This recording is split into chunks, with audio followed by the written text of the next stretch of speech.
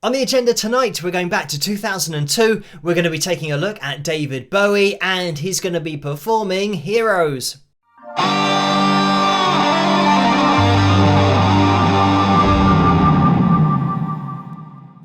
Hello, Phil here from Wings of Pegasus, and welcome to another analysis video. If you enjoyed this video, please give it a thumbs up and subscribe. So we're going to be jumping straight into this one because the performance is quite long. It's in and around 5 minutes. I am going to be jumping into it. So as always, there's a link in the description below. If you just want to enjoy the performance, watch it the whole way through without me interrupting it.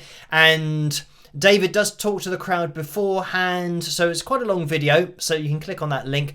I'm going to cut out the talking so that we can get straight into the performance elements, but let's jump into it and see how David gets on. You can be me, and I'll drink all the time. 'Cause we're lovers, that is the fact.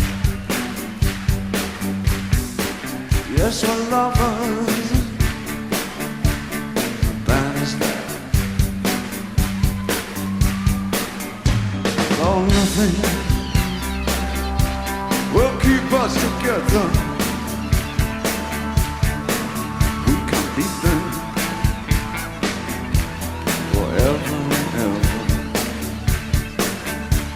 Yeah, we can be heroes just for one day. What you say, I say.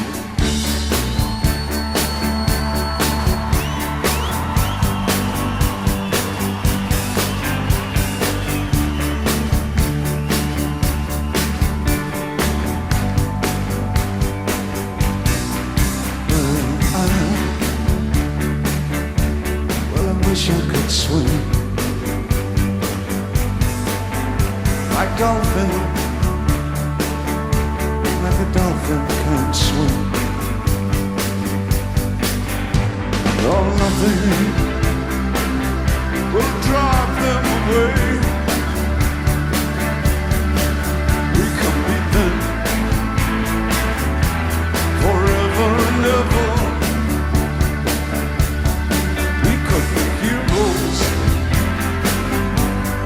Just for one day.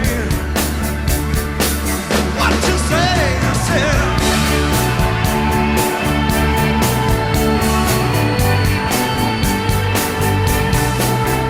I'm just going to jump in here because whenever we look at a performance by David, a live performance, I mean, he was such a unique artist because of not only everything that he did artistically, and that's not just, you know, singing that we're going to be looking at here. He was one of those people that artistically would reinvent himself all the time. And I mean, it's great as a spectacle, but the thing that really made it genuine and authentic was his voice being so unique as well, because he wasn't somebody that you could just put in a pigeonhole and say, oh, his voice is like that. He had a totally unique vocal style. And of course we see it in this performance. And this coming from 2002, I mean, he's still got such a loose vocal technique going on, but he does come in and hit pitches accurately now and again. But I'd love for artists nowadays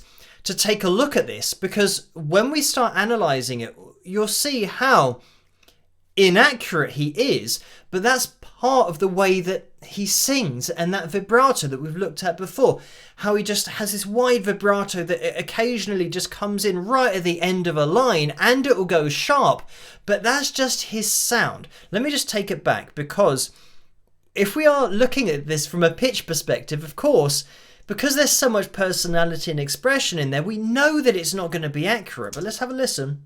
You. And here, you. He's hitting a pitch there. Again, it's so subtle, it's great. You can be me. And again, you can be me. He's being quite accurate here, actually. And I mean, even just going, even doing that, he'll start with, He'll hit a note and then he'll go, and he'll do that, It's just a couple of waves of vibrato, and they're kind of light, but so unique. I'll drink all the time. And then it goes more into talking now. 'Cause we're lovers. Lovers. That is the fact. Yes, we're lovers. Hey, look at this, that B3. He's really accurate pitch-wise as well. You will maybe fall into the trap of thinking that he's not hitting pitches accurately, but he does. That's how we know that there's a melody to this song. If he didn't do that, we wouldn't know what the melody was, but everybody knows the melody because he is accurate with it. But yeah, the amount of expression we get in his vocals, just at a totally different level. That is that. Oh, nothing will keep us together. We can't be there forever and ever. Yeah, we can be heroes just for one day. And again here, one day. What is that? Where is that? That's a very low note. That's like lower than, what was that, the E2 there? Let me just have a look. Yeah, so that's an F sharp 2 that he's hitting. We're going to make a mental note of that because it is a low note and we have a lot higher notes going on, but so we can get a gauge of his range that he hits throughout this live performance. And now here we've got this kind of release where he's just hitting a note and going, ha, and he kind of just lets it go up like that, and it's kind of a little bit more like, ha, it's starting, ha, that's the pitch, but he starts, ha, and kind of raises up to it, but allows it to go, ha, and go up somewhere. I don't think it was quite that dramatic, but it has that kind of effect. Listen again.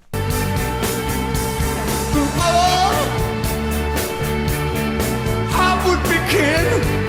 It's almost just letting it kind of go into his head voice. And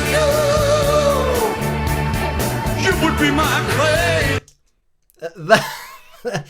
Again, that was David going up into almost like a raspy head voice that he had there, like a D5, which is just a crazy note considering that we had the F sharp 2 and the F sharp 3, the F sharp 4 and the F sharp 5. If we were looking at, imagine that this is the F sharp 5, the D5 would be just down here. You take that lowest note to now this highest note. We've got a ridiculous range that David is covering here, but of course that's going to fly under your radar because it's just a totally organic performance, and you know he's not going from one octave to the next kind of showing off. He's just occasionally throwing in a note that when we analyze it, we can think, what range is he covering here? And then it's totally insane. But, it just sounds unique. And that's the great thing about great vocalists is you can just enjoy the performance and you won't even notice that he's covered this much range, notes-wise, because it's just all in this bubble of a performance. It's all encapsulated in this performance that we get to enjoy. But let's listen on.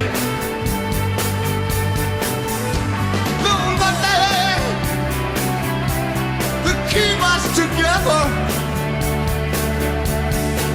We can get them forever and ever.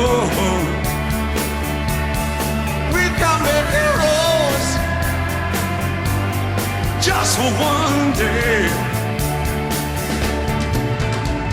And I can't remember standing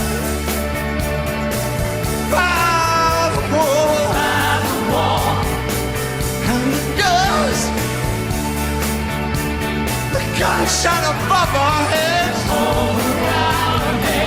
And we kissed as though nothing could fall. And the shame, it fell on the other side. We can be them forever and ever. We can be heroes just for one day. What to say, I said. We can be heroes, I say. We can be heroes, I say. We can be heroes just for one day. Yeah, I mean, this is great because, you know, David is just totally into this performance, and it's almost like the opposite of trying to be strict and the opposite of focusing on vocal technique, all that kind of stuff, because David's just getting into the performance here and his voice just goes where it goes. And again, you know, it's something that I have to mention, even though it was 2002, that this is just a purely live performance. And I know that live it means different things nowadays, but when I say that, I mean that everything that we're seeing, we are hearing with the voice as well, that it hasn't been edited. But just the way that David just throws his voice away. Let's have a listen. Just for one day. It's that kind of just for one day. He kind of just puts it in a totally different place. But it sounds great. We can be heroes. Following nothing. No one can help us.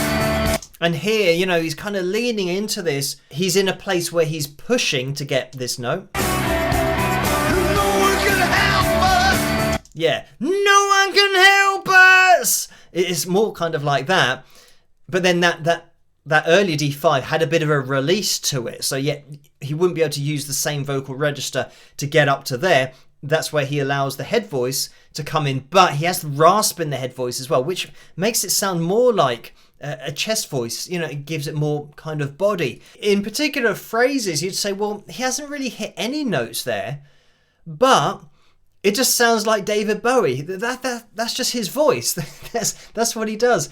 And I guess that's the whole point, that if you are true to yourself artistically and you just record your voice the way that it is, the way that you sing and the things that you do, then when you perform live, it just sounds like you, regardless of the notes that you're hitting or whether you're being accurate or not.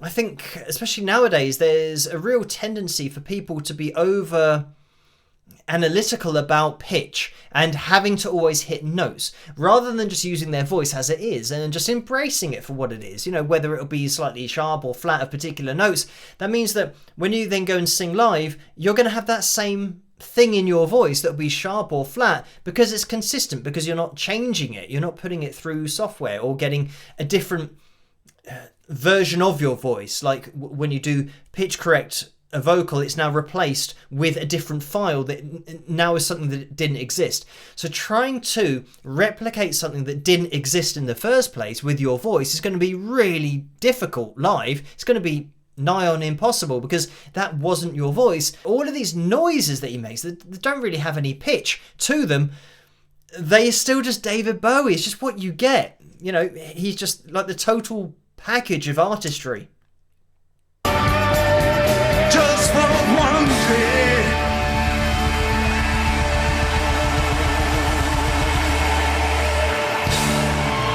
Oh yeah.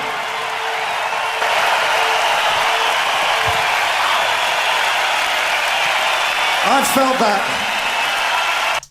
And I wanted to keep in that right at the end of the recording because I stopped the recording, but it was really important because David says, I felt that.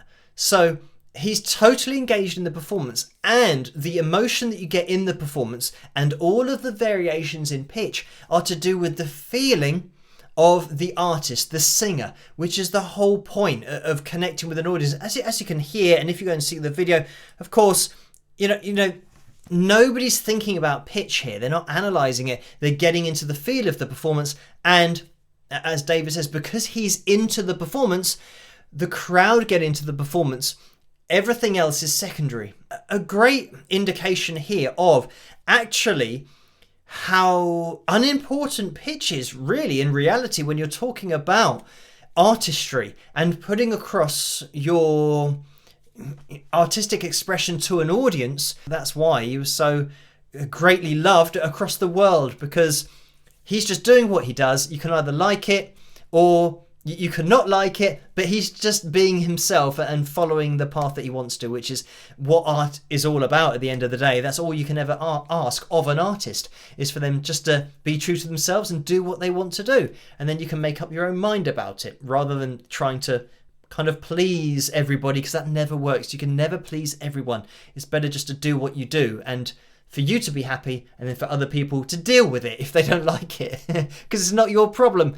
Anyway, thank you guys for requesting this particular video for me to take a look at. As always, keep those suggestions and requests coming in the comment section below. Let me know what you guys think, and if you did enjoy this video, please give it a thumbs up and subscribe, and I'll catch you guys at the next one. Rock!